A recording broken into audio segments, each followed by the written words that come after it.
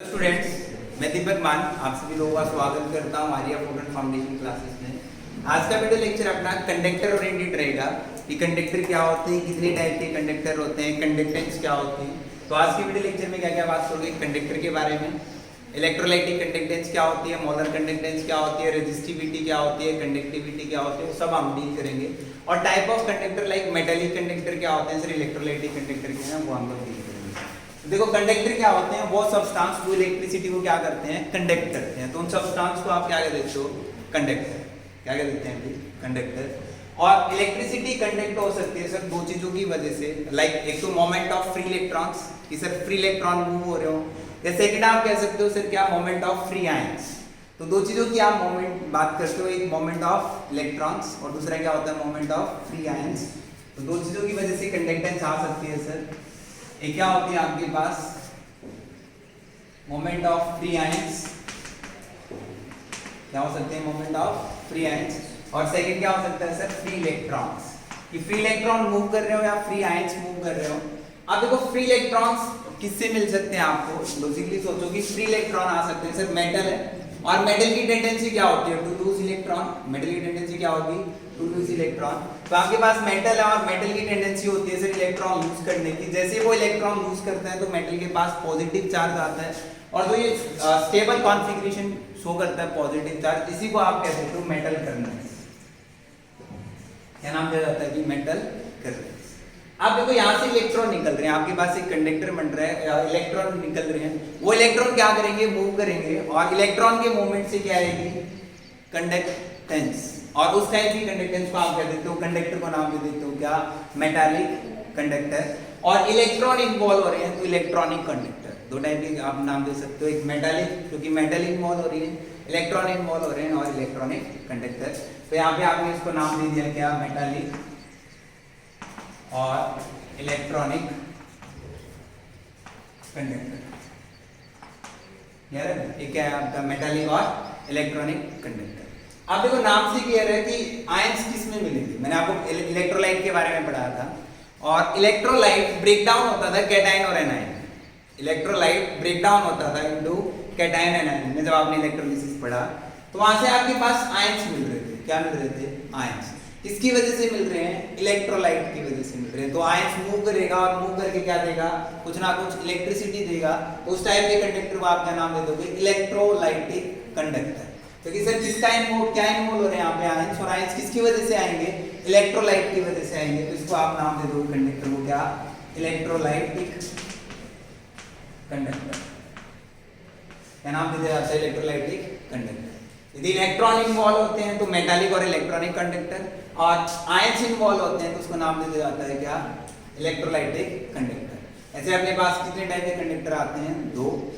अब देखो इनको फर्दर स्टडी करते हैं कि सर लाइक मैं इनमें टेम्परेचर इफेक्ट चेक करना चाहता हूँ, मैं इनमें अलग अलग इफेक्ट आप चेक करते हो कि कौन सा फेरेडे लॉ को फॉलो करता है, किसमें रेजिस्टेंस ज्यादा है कि टेम्परेचर बढ़ाने पे, किसमें रेजिस्टेंस कम आती है और क्यों आती है, उनकी हम लोग बात करते हैं। देखो इलेक्ट्रोलाइट कोई भी लो, सर इलेक्ट्रोलाइट मैंने लिया, कोई भी इलेक्ट्रोलाइट आपने लिया, स्ट्रॉन्ग इलेक्ट्रोलाइट आप ले लो, कोई भी salt, strong acid, strong base आप ले सकते हो। तो सर ब्रेकडाउन होगा कैटायन और एनायन, वो ब्रेकडाउन हुआ किसमें, कैटायन और एनायन। और इन कैटायन और एनायन के मोमेंट की वजह से क्या आ रही है, कंडक्टिविटी। अब आपने कहा कि सर जैसे ही सॉल्यूशन में आपको कैटायन एनायन मिल रहे हैं, कैटायन पॉजिटिवली चार्ज है, एनायन नेगेटिवली चार्ज है, sir positive and negative charge attract भी तो करेंगे। आयनिक बॉन्ड में आप पढ़ते थे कि sir cation positive charge, anion negative charge, इन दोनों के बीच में कुछ ना कुछ अट्रैक्शन फोर्स, और उस अट्रैक्शन फोर्स को आप नाम देते थे electrostatic force of attraction.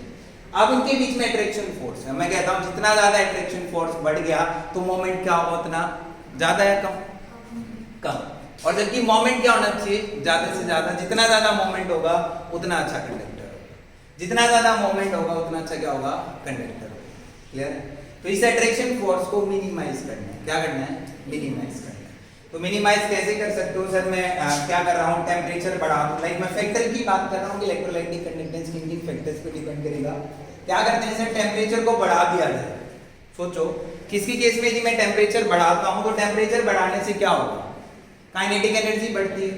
Temperature बढ़ाने से क्या होगा भाई, काइनेटिक एनर्जी बढ़ेगी, और काइनेटिक एनर्जी बढ़ेगी तो क्या करते हैं, पार्टिकल अपनी जगह वाइब्रेट करते हैं या फिर ऑसिलेट करते हैं। अपनी जगह वाइब्रेट करेंगे और ऑसिलेट करेंगे, तो कैटायन एनायन वाइब्रेट कर रहा है, तो जो उनके बीच में अट्रैक्शन फोर्स है वो क्या हो गया, ब्रेक हो गया। और अट्रैक्शन फोर्स ब्रेक हो गया तो कैटायन और एनायन फ्री हो गए, और फ्री हो गए तो मोमेंट भी क्या होगा, ज्यादा से ज्यादा होगा, और कंडक्टेंस क्या होगी, ज्यादा होगी। यहाँ पे ऐसे भी कह सकते हो sir with increase in temperature electrolyte का ब्रेकडाउन ज्यादा से ज्यादा होगा। हमने टेम्परेचर को बढ़ाया, टेम्परेचर बढ़ने से काइनेटिक एनर्जी बढ़ेगी, तो काइनेटिक एनर्जी बढ़ने से क्या होगा sir, breakdown of electrolyte, breakdown of electrolyte क्या हो जाएगा, बढ़ जाएगा। इलेक्ट्रोलाइट का ब्रेकडाउन बढ़ जाएगा ना, और इलेक्ट्रोलाइट का ब्रेकडाउन बढ़ गया तो लार्ज नंबर ऑफ कैटायन और एनायन फॉर्मेशन हुए, और लार्ज नंबर ऑफ जितने ज्यादा कैटायन एनायन उतना ज्यादा मोमेंट। आप ऐसे भी कह सकते हो, ये टेम्परेचर बढ़ाने से अट्रैक्शन फोर्स टूट गया सर, और जिसकी वजह से फ्री कैटायन फ्री एनायन है, मोमेंट ज्यादा है, तो इसलिए उसकी कंडक्टेंस की वैल्यू क्या होगी, ज्यादा होगी। तो यहाँ से आपने कहा सर इलेक्ट्रोलाइट की कंडक्टेंस डायरेक्टली रिलेट करता है टेम्परेचर के साथ, इंपॉर्टेंट है। इलेक्ट्रोलाइटिक कंडक्टेंस डायरेक्टली रिलेट करता है किसके साथ, टेम्परेचर के साथ। सर टेम्परेचर बढ़ाता हूं तो इलेक्ट्रोलाइटिक कंडक्टेंस क्या होगी, बढ़ेगी। क्यों बढ़ेगी वो आपको अभी पता चलता है। उसके बाद मैं मेटालिक कंडक्टेंस की बात करता हूं, यदि मैं मेटालिक कंडक्टेंस को डील करता हूं टेम्परेचर के साथ, कि टेम्परेचर बढ़ाने से मेटालिक कंडक्टेंस बढ़ेगी या फिर घटेगी। देखो मैंने कहा कि ऐसे अपने पास एक कंडक्टर है, और उस कंडक्टर में मेटल कर्नल्स बहुत सारे हैं।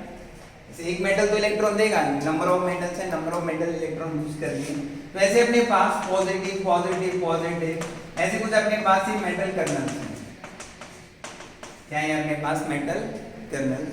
अब ये मेटल कर्नल्स मैं कहता हूं इनके बीच में क्या होगा, सी ऑफ फ्री इलेक्ट्रॉन्स होंगे। क्या होंगे, सी ऑफ फ्री इलेक्ट्रॉन। ऐसे सर ये फ्री इलेक्ट्रॉन घूम रहे होंगे, इधर उधर मूव कर रहे होंगे, और इन्हीं मूवमेंट से क्या आ रहा है, कंडक्टेंस आ रहा है या कंडक्टर आ रहा है, मतलब वो मूव करेगा तो इलेक्ट्रिसिटी कंडक्ट कर रहा है इन इलेक्ट्रॉन्स की वजह से। अब देखो क्या हो रहा है कि ये आप देख रहे हैं सी ऑफ फ्री इलेक्ट्रॉन्स। अब मैंने कहा कि मैं इस कंडक्टर को टेम्परेचर दे रहा हूं, आपने टेम्परेचर को बढ़ा दिया सर, और टेम्परेचर बढ़ाने से आपको ये भी पता है कि काइनेटिक एनर्जी बढ़ जाती है। टेम्परेचर बढ़ाने से क्या बढ़ जाती है, काइनेटिक एनर्जी। अब काइनेटिक एनर्जी बढ़ गई तो क्या करेंगे, ये जो कैटायन मेटल कर्नल्स हैं वो अपनी जगह ऑसिलेट करना स्टार्ट कर देंगे। क्या करना स्टार्ट कर देंगे, ऑसिलेट करेगा, ऊपर नीचे जाएगा, तो क्या होगा, जैसे फ्री इलेक्ट्रॉन पहले फ्रीली मूव कर रहा था, क्या अब वो फ्रीली मूव कर पाएगा, कुछ ना कुछ हिंड्रेंस रेजिस्टेंस उसको ऑफर्ड हुई, किसकी वजह से, due to vibration of metal kernels. और मेटल कर्नल वाइब्रेट करते हैं तो उसकी वजह से क्या होता है सर, इलेक्ट्रॉन फ्रीली मूव नहीं कर पाया, और इलेक्ट्रॉन का मूवमेंट फ्री नहीं है, तो कंडक्टेंस की वैल्यू क्या आएगी, कम आएगी, मतलब कंडक्टर अच्छा नहीं, मतलब कंडक्टेंस घट जाएगी। क्या बढ़ाने से, टेम्परेचर बढ़ाने से। आप ऐसे सोचो कि जैसे आप नंबर ऑफ इलेक्ट्रॉन्स हो, या नंबर आप क्या हो, मेटल कर्नल्स हो, सबके सब क्या हो, मेटल कर्नल्स, आपके बीच में कुछ स्पेस है, थोड़ा बहुत स्पेस है, और उस स्पेस से क्या हो रहे हैं कि ऐसे इलेक्ट्रॉन्स निकल रहे हैं, उस स्पेस से क्या निकल रहे हैं, इलेक्ट्रॉन्स। आप देखो क्या हो रहा है कि आप एक जगह पे फिक्स थे पहले, तो आसानी से निकल रहा था, जो भी स्पेस दिखा उस स्पेस से निकल गया। अब आप क्या कर रहे हो, इधर उधर हिल-डुल रहे हो, या फिर आपके अंदर वाइब्रेशन स्टार्ट हो गई, इधर जा रहे हो, इधर जा रहे हो, तो आप जैसे वो फ्री मोमेंट उसके पास थी, वो फ्री मोमेंट ऐसे निकल पा रहा था, क्या अभी उसके पास वो फ्री मोमेंट होगी, इंड्रेस मिलेगी, और इंड्रेस मिलेगी तो सर फ्री मोमेंट नहीं है, इलेक्ट्रॉन फ्रीली मूव नहीं कर पाएगा, और फ्रीली मूव नहीं कर पाएगा तो मेटल कंडक्टेंस की वैल्यू क्या आएगी, कम आएगी। तो इसलिए आपने कहा कि सर टेम्परेचर बढ़ाने से जो मेटल कर्नल्स हैं उन मेटल कर्नल्स में वाइब्रेशन स्टार्ट हो जाते हैं या ऑसिलेशन स्टार्ट हो जाता है, और ऑसिलेशन स्टार्ट होने से जो क्या होगा, मोमेंट ऑफ फ्री इलेक्ट्रॉन्स आप कह सकते हो क्या हो जाएगा, हिंड्रेंस हो जाएगा। फ्री इलेक्ट्रॉन प्रॉपर्ली क्या नहीं कर पाएंगे, मूव नहीं कर पाएंगे, तो यहाँ से मेटालिक कंडक्टेंस की वैल्यू क्या हो जाएगी, कम हो जाएगी विद इंक्रीजिंग टेम्परेचर। तो यहाँ से आपने कहा कि sir metallic conductance inversely relate करता है, मेटालिक कंडक्टर इनवर्सली रिलेट करता है किसके साथ, टेम्परेचर के साथ। सर टेम्परेचर बढ़ाऊंगा तो मेटालिक कंडक्टर की वैल्यू क्या आएगी, कम आएगी। क्लियर है, क्यों कम आ रही है, समझ आ रहा है, इंपॉर्टेंट है, दोनों एक दूसरे क्या कर रहे हैं, इनवर्स, मतलब ये टेम्परेचर बढ़ेगा तो घटेगा, और यहाँ पे टेम्परेचर बढ़ा देता हूँ तो बढ़ेगा। बहुत ज्यादा यूज में आता है टेम्परेचर। क्लियर, आप देखो इसी चीज को अब मैं यूज करता हूं कि किसमें फैराडे लॉ वैलिड है, किसमें फैराडे लॉ वैलिड नहीं है। फैराडे लॉ की यदि आप बात करते हो, क्या यहाँ पे आप फैराडे लॉ यूज कर सकते हो क्या? फैराडे लॉ ने क्या कहा? इलेक्ट्रोलिसिस के बारे में, मास डिपोजिशन के बारे में उसने बताया कि mass of cation and anion deposited respective electron relate करता है किसके, क्वांटिटी ऑफ चार्ज के साथ, इक्विवेलेंट मास के साथ। आप देखो यहाँ पे कोई चार्ज कंसेप्ट, मतलब जो मास डिपोजिशन तो है ही नहीं, कोई इलेक्ट्रॉन वैल्यू नहीं रहा, बट यहाँ पे तो है, कैटायन एनायन बन रहा है, कैटायन एनायन डिपॉजिट होगा। तो यहाँ से आप कह सकते हो कि जो इलेक्ट्रोलाइटिक कंडक्टेंस है, ये इलेक्ट्रोलाइटिक कंडक्टर फॉलो करेगा किसको, फैराडे लॉ को, और ये किसको फॉलो नहीं करेगा, फैराडे।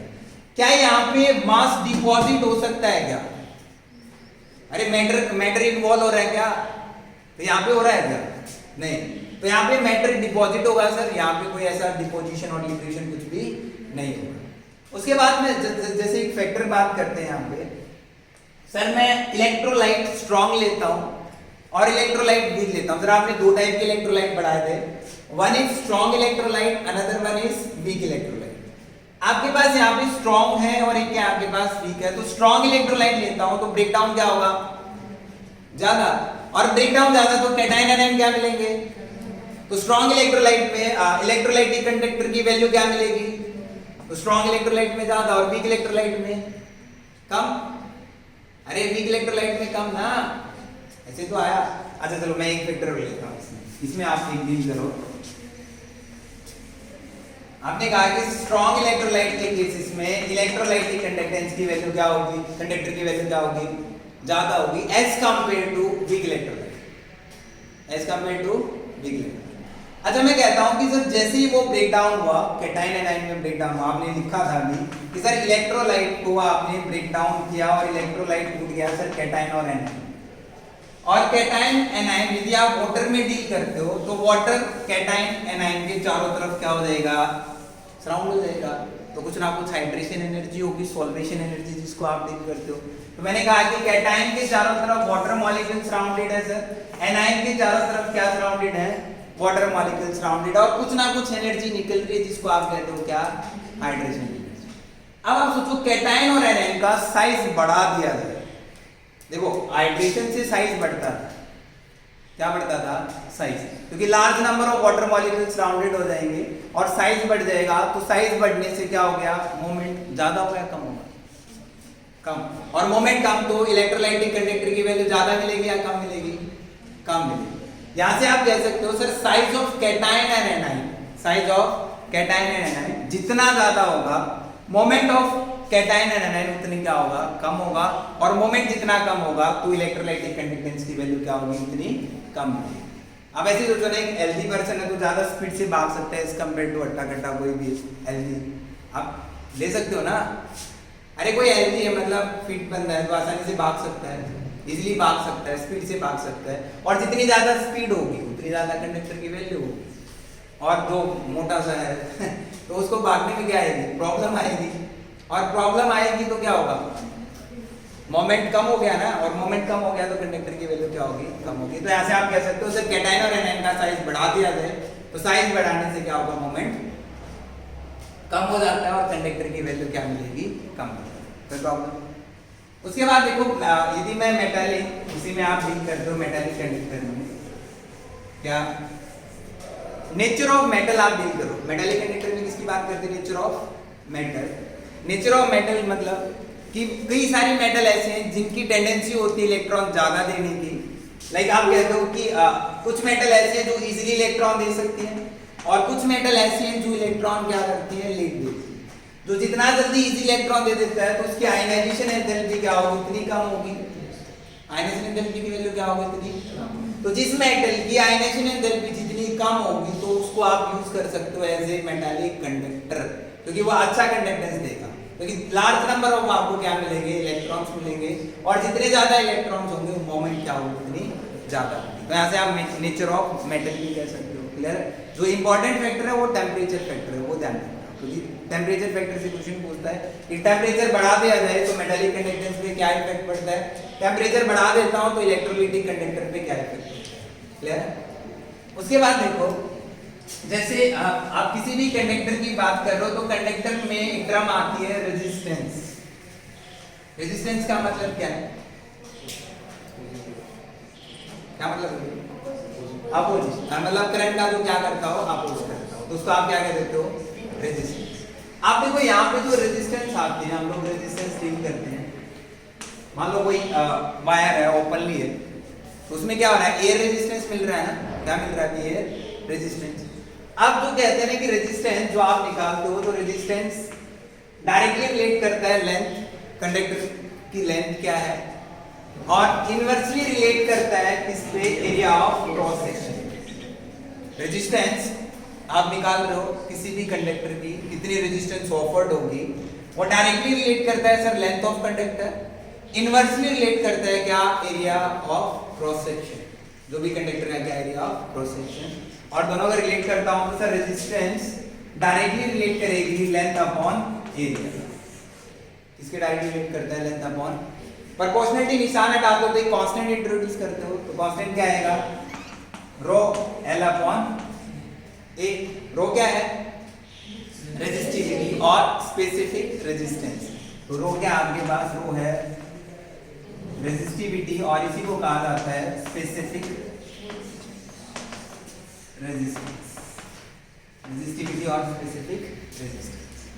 अब देखो यहाँ पे इनकी यूनिट फाइंड आउट करते हैं। यदि आप इनकी यूनिट निकालो तो रेजिस्टेंस की यूनिट क्या होती है? ओम। कैसे रिप्रेजेंट करते हैं? ऐसे करते हैं, ठीक है, ओम। और यदि मैं रेजिस्टिविटी की यूनिट निकाल रहा हूँ, किस यूनिट निकाल रही हूँ? रेजिस्टिविटी। तो अरेंज करो, रेजिस्टिविटी आएगी sir resistance into area upon length. तो रेजिस्टेंस की यूनिट है सर ओम। एरिया हम लोग मेजर करते हैं सेंटीमीटर स्क्वायर में, लेंथ हम लोग मेजर करते हैं किसमें? सेंटीमीटर में। तो यूनिट आई ओम सेंटीमीटर। किसमें आती है? ओम सेंटीमीटर। क्लियर है? अब देखो इसको डिफाइन करना है। ये मान लो मैं रेजिस्टिविटी को डिफाइन करना चाहता हूँ, तो रेजिस्टिविटी को कैसे डिफाइन कर सकते हो? कि सर लेंथ, यहाँ पे कंडक्टर की लेंथ यदि मैं 1 सेंटीमीटर ले लूं, लेंथ कितनी ले लेता हूँ? 1 सेंटीमीटर, और एरिया ऑफ क्रॉस सेक्शन ले लेता हूँ 1 centimetre square. Area of cross section कितना ले लेता हूँ? 1 सेंटीमीटर स्क्वायर। जो भी कंडक्टर रेजिस्टेंस ऑफर करता है, when लेंथ कितनी हो? 1 centimetre, and area of cross section कितना हो? 1 सेंटीमीटर स्क्वायर। जो रेजिस्टेंस ऑफर हुई वही क्या कहलाती है? रेजिस्टिविटी। वही क्या कहलाती है? रेजिस्टिविटी और स्पेसिफिक रेजिस्टेंस। क्लियर? अब देखो इसी चीज को आप रिलेट करो किसके साथ? कंडक्टेंस के साथ। किसके साथ रिलेट करते हैं जी? कंडक्टेंस। और कंडक्टेंस क्या होता है? कंडक्टेंस में लिख रहा हूं यहाँ पे जी, और कंडक्टेंस होता है रेसिप्रोकल ऑफ रेजिस्टेंस। कंडक्टेंस क्या होता है? Reciprocal of resistance. तो रेसिप्रोकल आप ले रहे हो किसका? रेजिस्टेंस। और रेजिस्टेंस अभी आपने कैलकुलेट की, यदि मैं वहां पे वैल्यू रखता हूं रेजिस्टेंस की, तो आपके पास कंडक्टेंस की वैल्यू आएगी क्या? 1 अपॉन रो ए बाई क्या आएगा? एल। और जैसे ही आप रेसिप्रोकल ऑफ रेजिस्टेंस ले रहे हो कंडक्टेंस, ऐसे ही मैं लेता हूं रेसिप्रोकल ऑफ रेजिस्टिविटी, क्या आ जाएगा? कंडक्टिविटी। क्या आएगा? यदि मैं रेसिप्रोकल ऑफ रेजिस्टिविटी ले लेता हूं तो यहाँ पे आएगा कंडक्टिविटी कापा। ये क्या होता है? कापा। यहाँ पे क्या आएगा? ए अपॉन एल। और इसको हम लोग कह देते हैं क्या? कंडक्टिविटी और स्पेसिफिक कंडक्टेंस। क्या कहा जाता है? कंडक्टिविटी और स्पेसिफिक कंडक्टेंस। अब देखो यहाँ पे यदि मैं क्या करता हूँ, सर मुझे कंडक्टिविटी को डिफाइन करना, तो आप कैसे डिफाइन कर सकते हो कंडक्टिविटी? मैं कहता हूँ सर लेंथ कितनी हो कंडक्टर की? लेंथ आपने ली 1 सेंटीमीटर, और एरिया कितना ले लेता हूँ? 1 सेंटीमीटर स्क्वायर। लेंथ कितनी ले रहा हूँ?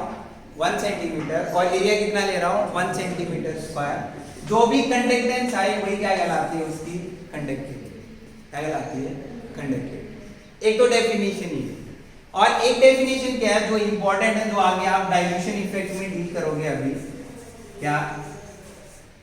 जैसे मैं कहता हूं कि 1 सेंटीमीटर क्यूब और 1 ml, या इसी चीज को आप 1 cc कह दो, ऐसे लिखा जाता है कि 1 ml आपके पास इलेक्ट्रोलिटिक सॉल्यूशन है, और उस 1 ml या 1 सेंटीमीटर क्यूब या 1 cc जो आपके पास इलेक्ट्रोलिटिक सॉल्यूशन है, उसकी वजह से जो भी कंडक्टेंस आ रही है उसी को कह दिया जाता है कंडक्टिविटी। उसी को क्या नाम दिया जाता है? कंडक्टिविटी। क्लियर है? तो आप कह सकते हो conductivity offered by 1 centimetre cube your 1 ml electrolytic solution is called conductivity. या आप ऐसे कहोगे 1 ml सॉल्यूशन में, इलेक्ट्रोलाइटिक सॉल्यूशन में कितने आयंस हैं, और उन आयंस की वजह से जो कंडक्टेंस आ रही है वही क्या कहलाती है, उसकी कंडक्टिविटी। कैसे भी डिफाइन कर सकते हो। क्लियर है? इसमें बात कर रहे हैं 1 ml और 1 सेंटीमीटर क्यूब। देन अब देखो यहाँ पे यदि आप इनकी यूनिट निकालो, यदि मैं कंडक्टिविटी, कंडक्टेंस की यूनिट निकालता हूँ तो कंडक्टेंस क्या है सर, 1/r। तो यूनिट क्या है जी, बोलो, ओम इनवर्स। और ओम इनवर्स को क्या कहते हैं, साइमन। क्या कहा जाता है, इसको आप लिख सकते हो साइमन, और इसी को आप कहते हो क्या, मो। क्या कहा जाता है। अब देखो यहाँ पे आप कंडक्टिविटी की वैल्यू निकालो, कंडक्टिविटी की यूनिट आप लोग निकालते हैं, तो कंडक्टिविटी किसके बराबर है, G/A। ये तो आया G/A, और G की यूनिट क्या है सर, ओम इनवर्स। लेंथ कितना है, सेंटीमीटर, और एरिया किस में आता है, सेंटीमीटर स्क्वायर। ऊपर आएगा तो कितना आ जाएगा, ओम इनवर्स सेंटीमीटर। और इसी चीज को आप ऐसे लिख सकते हो क्या, साइमन सेंटीमीटर इंच। ये किसकी यूनिट आती है आपके पास, कंडक्टिविटी। किसकी यूनिट आएगी, कंडक्टिविटी। क्लियर है?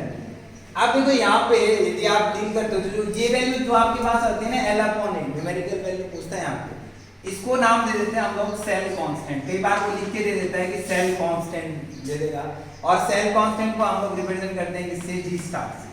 किसे रिप्रेजेंट कर रहा हूँ भाई, G स्टार। तो यहाँ से आपके पास K की वैल्यू आएगी, K किसके बराबर आया, G × G स्टार। G क्या है आपका, कंडक्टेंस। G स्टार क्या है आपका, सेल कांस्टेंट। यार पता होना चाहिए कि सेल कांस्टेंट की वैल्यू आपको डायरेक्ट लिख के देता है, कंडक्टेंस की वैल्यू देता है, और कंडक्टिविटी पूछ के देता है। डन। अब उसके बाद जैसे आपको पता चल गया यूनिट, कंडक्टेंस क्या है, रेजिस्टेंस क्या है। अब टाइप ऑफ कंडक्टेंस आते हैं, जैसे आप टाइप ऑफ कंडक्टर पढ़ते थे, उन टाइप ऑफ कंडक्टर में भी हम लोग डील करते हैं टाइप ऑफ कंडक्टेंस। क्या डील करते हैं, type of conductance. Sir conductance कितने टाइप की हो सकती है, तो बेसिकली कंडक्टेंस अपने पास 2 टाइप की आती है। कितने टाइप की आती है भी, 2 टाइप की। एक कंडक्टेंस आपके पास होती है क्या, मोलर कंडक्टेंस, और एक हम लोग डील करते हैं क्या, इक्विवेलेंट कंडक्टेंस। कितनी कंडक्टेंस है, 2। एक क्या आती है, मोलर कंडक्टेंस, और दूसरी क्या आती है, इक्विवेलेंट कंडक्टेंस। डिफाइन करते हैं। मोलर किसके लिए टर्म यूज करता था, फॉर 1 मोलरिटी के लिए टर्म यूज करता था। और मोलर आप यूज करते थे कि सर 1 मोल सोल्यूट डिसॉल्व है 1 लीटर सॉल्यूशन में, तो उसको आप कह देते थे क्या, मोलर। कि 1 मोल सोल्यूट को आपने डिसॉल्व किया 1 लीटर सॉल्यूशन में, तो टर्म आ गई क्या, मोलर। इक्विवेलेंट आप यूज करते थे कि 1 ग्राम इक्विवेलेंट, 1 ग्राम इक्विवेलेंट, यहां पे मैं ले रहा हूं कि 1 ग्राम इक्विवेलेंट सॉल्यूट का डिसॉल्व करता हूं 1 लीटर सॉल्यूशन में, इसमें डिसॉल्व करता हूं 1 लीटर सॉल्यूशन में, वो क्या आपका इक्विवेलेंट। अब देखो इस चीज को ऐसे समझो कि आपके पास सर 1 लीटर सॉल्यूशन है, या इलेक्ट्रोलाइटिक सॉल्यूशन आप बोलो, पूरा इलेक्ट्रोलाइटिक सॉल्यूशन, और उस 1 लीटर इलेक्ट्रोलाइटिक सॉल्यूशन में 1 मोल इलेक्ट्रोलाइट आपने डाला। मतलब जो 1 लीटर सॉल्यूशन आप बना रहे हो, उस 1 लीटर सॉल्यूशन में 1 मोल इलेक्ट्रोलाइट है। कितना मोल इलेक्ट्रोलाइट है, 1 मोल। और उस 1 मोल इलेक्ट्रोलाइटिक सॉल्यूशन से या 1 मोल इलेक्ट्रोलाइट से जो भी कंडक्टेंस आ रही है, जो भी क्या आ रही है, कंडक्टेंस आ रही है, उसको नाम दिया जाता है मोलर कंडक्टेंस। क्लियर है? मतलब conductance offered by all the ions produced by 1 mole of electrolyte in a 1 liter solution is called molar conductance, और इसको रिप्रेजेंट किया जाता है लैम्डा एन के साथ, और ऐसे भी लिख सकते हो। क्लियर है? ये क्या आपकी मोलर कंडक्टेंस। अच्छा इसको डिफाइन करना, देखो सर आपके पास 1 लीटर सॉल्यूशन है, और उस 1 लीटर सॉल्यूशन के अंदर मैं क्या ऐड कर रहा हूं, 1 ग्राम इक्विवेलेंट। कितना, 1 ग्राम इक्विवेलेंट ऑफ इलेक्ट्रोलाइट। तो यहां आपने डाला sir 1 gram equivalent of electrolyte, 1 gram equivalent electrolyte add कर रहा हूं किसमें, 1 लीटर सॉल्यूशन। उस 1 ग्राम इक्विवेलेंट से जितने आयंस बनेंगे और उन आयन से जो भी कंडक्टेंस आएगी, उस कंडक्टेंस को क्या नाम देते हैं, इक्विवेलेंट कंडक्टेंस। मतलब जो conductance offered by all the ions produce किससे, 1 gram equivalent of electrolyte is called equivalent conductance. तो यहाँ पे आ जाएगा डेल्टा ई, क्या लिख सकते हैं डेल्टा ई। अब देखो ये टर्म आप यहाँ पे टर्म यूज करते हो सर मोलरिटी, इसको रिलेट करूँ आप मोलरिटी, और ये क्या आपकी नॉर्मेलिटी, एक मोलरिटी दूसरी क्या आ गई नॉर्मेलिटी। अभी देखो जैसे इसी को, ये तो आपने 1 लीटर ले ली सर, यदि मैं इसको वॉल्यूम के साथ डील करता हूँ, किसके साथ डील करता हूँ वॉल्यूम, तो कहते हैं कि जो मोलर कंडक्टेंस की वैल्यू आती है वो K/V आती है। क्या आती है K/V। ये क्या है, कोई पार्टिकुलर वॉल्यूम आप ले रहे हो, यहाँ पे जो आपकी इक्विवेलेंट कंडक्टेंस की वैल्यू आएगी वो भी क्या आएगी K/V। K क्या है कंडक्टिविटी, V क्या है वॉल्यूम। अब देखो जो वॉल्यूम आप रिलेट करते हो किसके साथ रिलेट करते हो, मोलरिटी के साथ रिलेट करोगे, और लीटर में ml में कन्वर्ट करके करते हो तो कितना, 1 लीटर को ml में करता हो तो 1000। तो यहाँ पे आप सोल्व करते हो तो जो वॉल्यूम आप लिखते हो 1000 डिवाइड बाय मोलरिटी, क्या लिखता हूँ इतने ml, इतना क्या लेता हूँ ml, जो वॉल्यूम यूज होगी, इतना ml वॉल्यूम क्या होगी आपकी यूज होगी। आप देखो यहाँ पे आपका इक्विवेलेंट जो मोलर कंडक्टेंस की वैल्यू आएगी K/1000 डिवाइड बाय मोलरिटी। तो यहाँ आपके पास एक फॉर्मूला आ जाता है किसका, मोलर कंडक्टेंस का। इंपॉर्टेंट क्वेश्चन आते हैं यहाँ से, molar conductance K/1000 divide by molarity, और मोलरिटी कैसे निकालता हूँ आपको पता है। उसके बाद यहाँ पे मैं बात करता हूँ इक्विवेलेंट कंडक्टेंस, सेम वॉल्यूम की जगह क्या हो जाएगा, यहाँ पे वॉल्यूम आ जाएगी सर 1000 डिवाइड बाय नॉर्मेलिटी, क्योंकि नॉर्मेलिटी क्या होता है, number of gram equivalent of solute dissolve पर लीटर ऑफ सॉल्यूशन। किया क्या सर, 1 ग्राम इलेक्ट्रोलाइट आपने लिया, 1 लीटर सॉल्यूशन में डिसॉल्व किया, वो क्या आपकी नॉर्मेलिटी। तो इसकी जगह आप रखो तो इक्विवेलेंट कंडक्टेंस किसके बराबर आया K/1000 डिवाइड बाय क्या नॉर्मेलिटी। ऐसे आपके पास दो फॉर्मूले आते हैं, एक आता है मोलर कंडक्टेंस, दूसरा क्या आएगा आपके पास इक्विवेलेंट कंडक्टेंस, और दोनों के फॉर्मूले आप रिलेट कर सकते हो। अब तो इनके बीच में रिलेशन निकालते हैं, what is the relation between molar conductance and equivalent conductance, दोनों का रिलेशन क्या होगा सर, ये molar conductance and equivalent conductance को कैसे रिलेट कर सकते हैं, तो रिलेशन चेक करते हैं। देखो relation between molar conductance and equivalent conductance, molar conductance है एंड इक्विवेलेंट कंडक्टेंस है, दोनों को हम लोग रिलेट कर रहे हैं। अब आपने कहा कि मोलर कंडक्टेंस इक्वल आया K/1000 divide by molarity, equivalent conductance आपने कहा K/1000 डिवाइड बाय नॉर्मेलिटी। सही है, जब मैंने आपको क्या पढ़ाया था, मैंने आपको पढ़ाया इसके बारे में नॉर्मेलिटी एंड मोलरिटी के बारे में, तो मैंने आपको रिलेशन पढ़ाया था, और मैंने आपको पढ़ाया कि नॉर्मेलिटी इक्वल टू आता है मोलरिटी इनटू n फैक्टर। ये तो पढ़ाया था कि normality is equal to molarity into n factor. यदि मैं यहाँ पे नॉर्मेलिटी की जगह मोलरिटी इनटू n फैक्टर रख देता हूँ तो अपने पास क्या आएगा, equivalent conductance equal to K/1000 divide by molarity into n factor, ये तो आया ना, और K/1000 डिवाइड बाय मोलरिटी किसके बराबर है, मोलर कंडक्टेंस के। तो यहां से आपने इक्विवेलेंट कंडक्टेंस की वैल्यू निकाली, तो molar conductance divide bye n factor, क्या है molar conductance divide bye n factor, दोनों टर्म आपकी क्या हो जाती है रिलेट हो जाती है। या फिर आप ऐसे कह सकते हो सर इक्विवेलेंट कंडक्टेंस या molar conductance divide by equivalent conductance equal to n factor के बराबर आता है। यदि मुझे n फैक्टर पता है तो मैं ratio of molar conductance and equivalent conductance निकाल सकता हूं, दोनों का आप रिलेट कर सकते हो, molarity and normality relation basis पे आपने रिलेट किया।